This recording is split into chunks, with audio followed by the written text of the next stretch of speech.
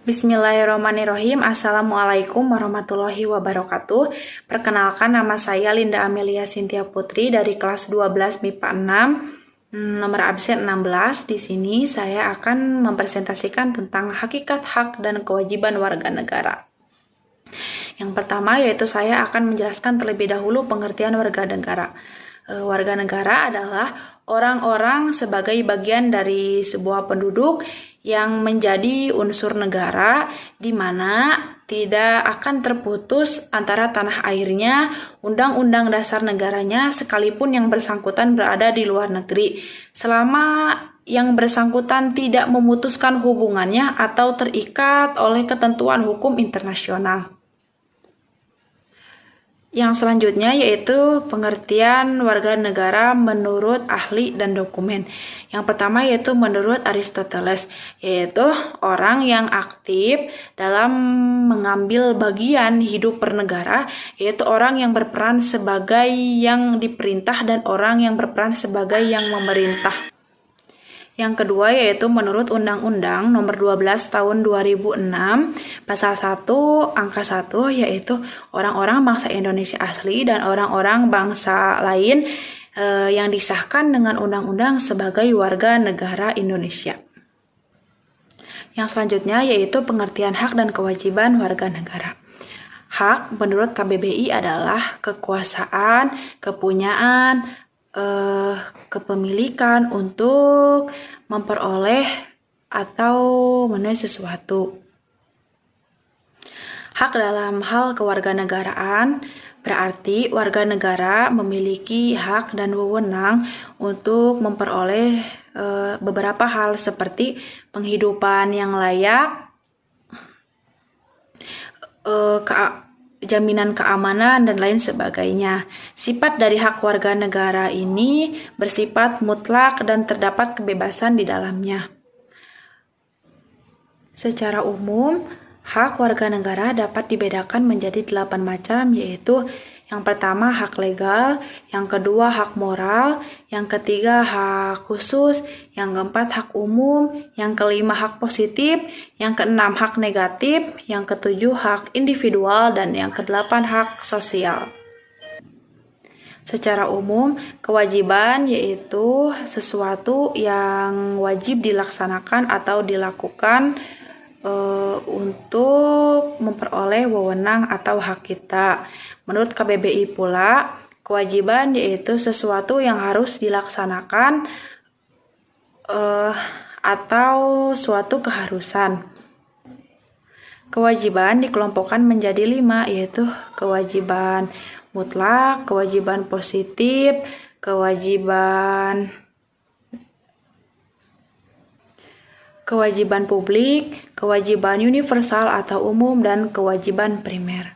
Terima kasih. Assalamualaikum warahmatullahi wabarakatuh. Perkenalkan, nama saya Inggris Salsabila dari kelas 12 MIPA 6 nomor absen 14. Di sini saya akan menjelaskan materi mengenai hak dan kewajiban warga negara dalam Pancasila. Hak dan kewajiban warga negara dalam Pancasila. Pancasila merupakan dasar negara yang dijadikan pedoman oleh seluruh rakyat Indonesia dalam menjalankan kehidupan. Pancasila menjamin hak dan kewajiban setiap warganya melalui nilai-nilai yang terkandung di dalamnya. Hak dan kewajiban setiap warga ini dikategorikan menjadi 3 macam.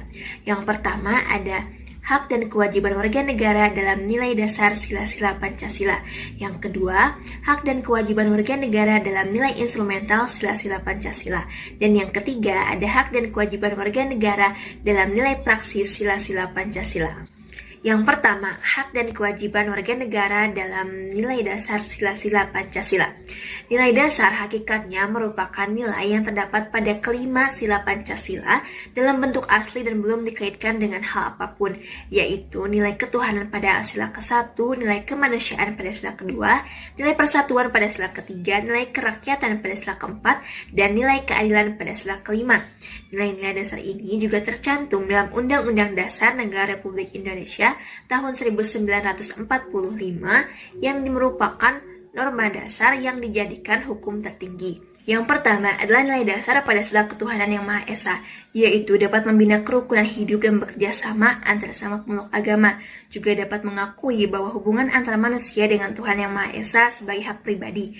Yang kedua, nilai dasar pada sila kemanusiaan yang adil dan beradab, yaitu dapat mengakui bahwa manusia merupakan ciptaan Tuhan yang Maha Esa dan mengakui bahwa manusia memiliki persamaan hak, derajat, dan juga kewajiban.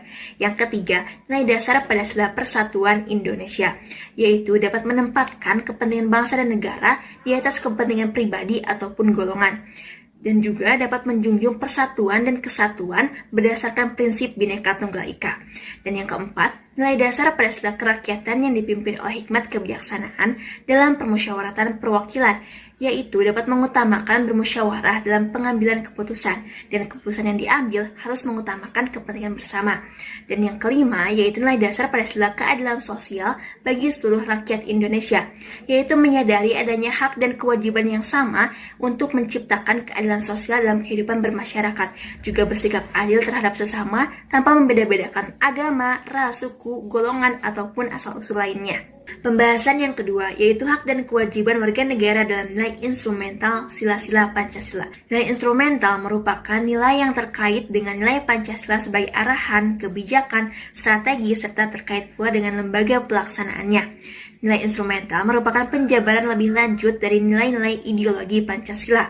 Hak warga negara menurut Undang-Undang Dasar 1945 yaitu Pasal 27 Ayat 2, Pasal 28A dan Pasal 28B, Pasal 31 Ayat 1, Pasal 32 Ayat 1 dan 2, Pasal 33 Ayat 1 sampai 5, dan Pasal 34 Ayat 1 sampai 4.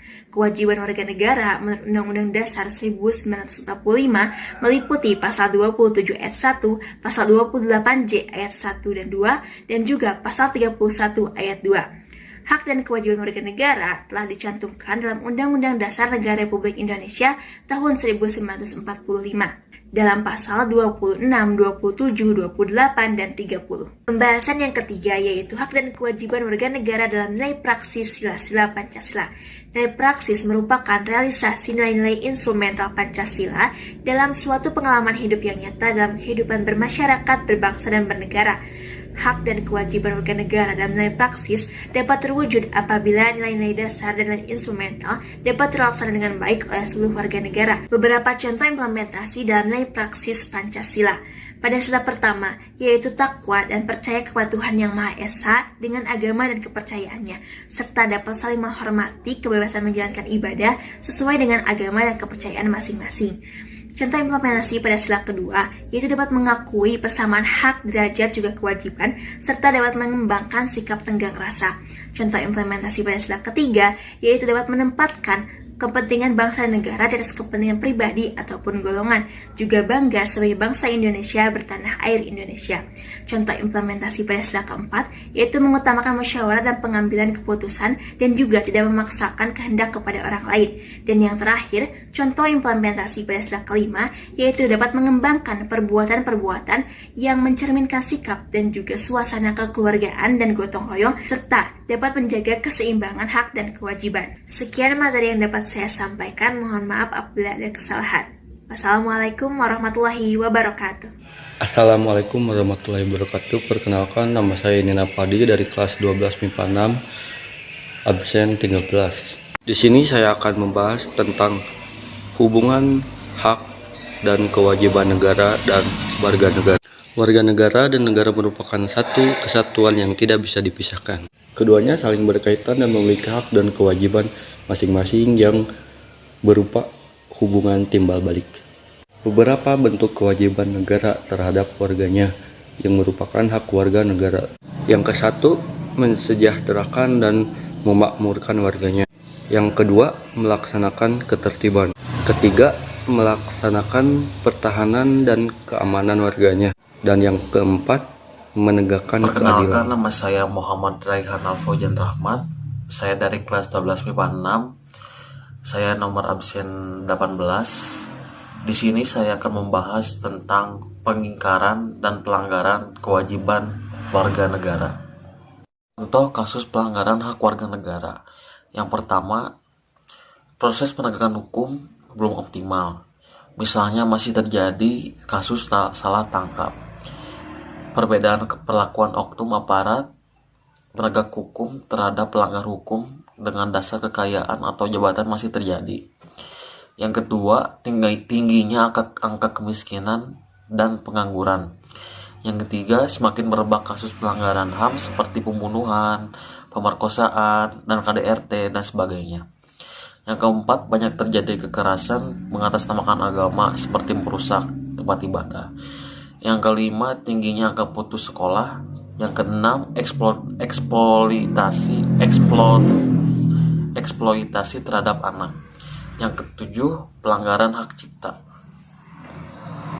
Contoh pengingkaran kewajiban warga negara. Yang pertama, melakukan aksi terorisme. Yang kedua, membentuk gerakan separatisme yang dapat membahayakan keutuhan NKRI. Dan yang ketiga, tidak menjunjung tinggi dan setia kepada konstitusi dan dasar negara. Dan yang keempat, membuang sampah sembarangan. Dan yang kelima, melanggar aturan lalu lintas. Dan yang keenam, merusak fasilitas negara. Dan yang ketujuh, tidak membayar pajak kepada negara. Dan yang kedelapan, tidak berpartisipasi usaha pertahanan dan keamanan negara.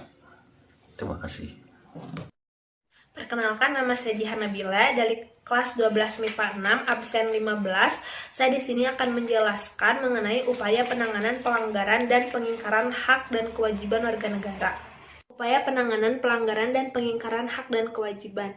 Ada beberapa upaya yang bisa dilakukan. Satu, membentuk undang-undang yang bisa menyelesaikan masalah yang berhubungan dengan Komnas HAM. Contohnya seperti Undang-Undang Nomor 39 Tahun 1999 tentang Hak Asasi Manusia. Yang kedua, Undang-Undang Nomor 9 Tahun 1998 tentang Peradilan Hak dan Asasi Manusia. Yang kedua, membentuk lembaga-lembaga yang bisa melindungi hak warga negara, contohnya seperti TNI, Polri, Komnas HAM, dan KPAI. Ada beberapa cara yang bisa menangani kasus tersebut. Yang pertama, mengoptimalkan lembaga-lembaga selain lembaga petinggi negara. Yang kedua, meningkatkan profesionalisme lembaga pertahanan dan lembaga keamanan. Yang ketiga, meningkatkan kerjasama antar golongan atau antar kelompok. Lalu ada beberapa partisipasi masyarakat yang bisa dilakukan. Yang pertama dari lingkungan keluarga, yaitu saling menghormati antar keluarga. Yang kedua, menaati nasihat orang tua. Dan yang ketiga, menjalankan hak dan kewajiban dengan baik. Lalu yang kedua ada dari lingkungan sekolah. Yang pertama, saling menghormati antar sesama dan perbedaan. Yang kedua, menaati peraturan sekolah. Yang ketiga, menjalankan hak dan kewajiban dengan baik sebagai warga sekolah. Lalu selanjutnya ada dari lingkungan masyarakat. Yang pertama, saling menghargai dan menghormati antar sesama warga masyarakat. Yang kedua, bisa membedakan yang mana hak dan kewajiban. Dan yang ketiga, saling memahami hak dan kewajiban agar tidak terjadi saling sengketa. Ada dari lingkungan berbangsa dan bernegara. Yang pertama, menaati peraturan dan perundang-undangan pemerintah.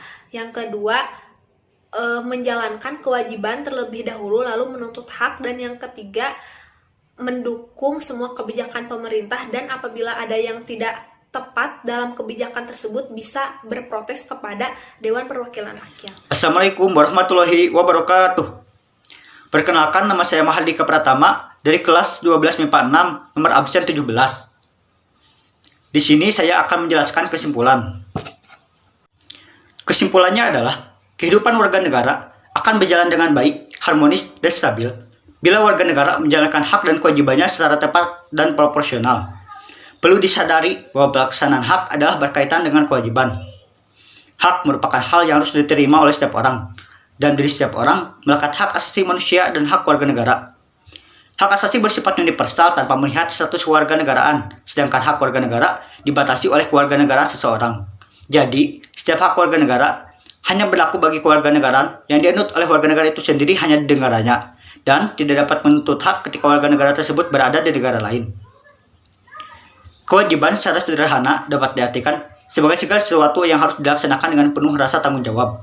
Dengan demikian, kewajiban warga negara dapat diartikan sebagai tindakan atau perbuatan yang harus dilakukan oleh seorang warga negara sebagaimana yang telah diatur oleh perundang-undangan yang berlaku. Pelanggaran hak warga negara terjadi ketika warga negara tidak dapat menikmati atau memperoleh haknya sebagaimana mestinya yang ditetapkan oleh undang-undang. Pelanggaran hak warga negara merupakan akibat dari kelalaian atau pengingkaran kewajiban, baik yang dilakukan oleh pemerintah maupun oleh warga negara itu sendiri. Pengingkaran kewajiban warga negara biasanya disebabkan oleh tingginya sikap egoisme yang dimiliki oleh setiap warga negara. Yang ada pada pikirannya hanya sebatas bagaimana cara mendapatkan haknya, sementara yang menjadi kewajibannya dilupakan. Selain itu, rendahnya kesadaran hukum warga negara juga mendorong terjadinya pengingkaran kewajiban oleh warga negara. Hak dan kewajiban merupakan suatu instrumen yang saling terkait, sehingga pelaksanaan kedua hal tersebut harus dilakukan secara seimbang agar tidak terjadi ketimpangan yang akan menyebabkan timbulnya gejolak masyarakat yang tidak diinginkan. Negara dan warga negara sebaiknya sama-sama meningkatkan komitmen untuk dapat melaksanakan hak dan kewajiban secara konsekuen. Tindakan terbaik dalam menegakkan hak dan kewajiban warga negara adalah dengan mencegah timbulnya semua faktor penyebab pelanggaran hak dan pengingkaran kewajiban. Apabila faktor penyebabnya tidak muncul, maka pelanggaran hak dan pengingkaran kewajiban dapat diminimalisir atau bahkan dihilangkan. Kita sebagai siswa-siswi yang akan menjadi generasi penerus bangsa, sebaiknya menerapkan sikap toleransi antara hak yang dimiliki oleh orang lain, agar tidak ada pihak yang merasa dirugikan atas keberadaan kita, serta tidak lupa melaksanakan apa yang telah menjadi kewajiban kita sebagai pelajar dan warga negara Indonesia. Semoga kita semua dapat menjadi warga negara yang berguna bagi diri sendiri, keluarga, lingkungan masyarakat, bangsa, negara, dan agama kita, dengan menjunjung tinggi pentingnya melaksanakan hak dan kewajiban secara seimbang. Sekian dari kelompok kami, mohon maaf bila banyak kekurangan. Wassalamualaikum warahmatullahi wabarakatuh.